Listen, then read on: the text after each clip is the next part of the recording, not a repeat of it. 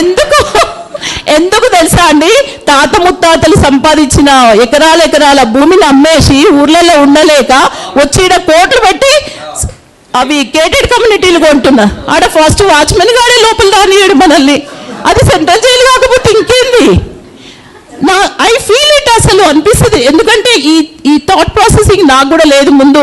ఎప్పుడైతే I went back to village, I have respect to the farmers.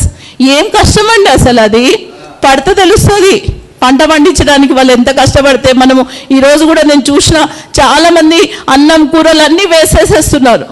అది పండిస్తే తెలుస్తుంది. నేను ఇప్పుడు పండిస్తున్నా కాబట్టి తెలుస్తుంది నాకు కూడా బాధ, కష్టము, ఆ పెయిన్.